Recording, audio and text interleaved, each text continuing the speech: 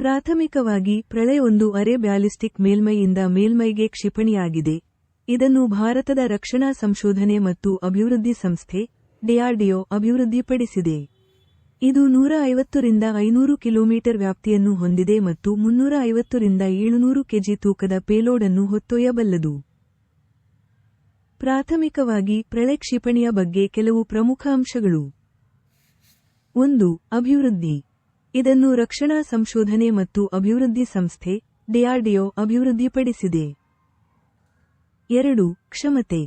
ಇದು 150 ರಿಂದ 500 ಕಿ.ಮೀ.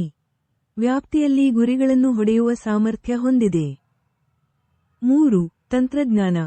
ಇದು ಘನ ಪ್ರೊಪೆಲ್ಲೆಂಟ್ ರಾಕೆಟ್ ಮೋಟರ್ ಮತ್ತು ಸುಧಾರಿತ ನ್ಯಾವಿಗೇಷನ್ ಮತ್ತು ಏವಿಯಾನಿಕ್ಸ್ ಮಾರ್ಗದರ್ಶನ ವ್ಯವಸ್ಥೆಯನ್ನು ಹೊಂದಿದೆ. 4. ಗುರಿ. ಇದು ಯುದ್ಧಭೂಮಿಯ ಗುರಿಗಳನ್ನು ನಿಖರವಾಗಿ ಹೊಡೆಯಲು ವಿನ್ಯಾಸಗೊಳಿಸಲಾಗಿದೆ.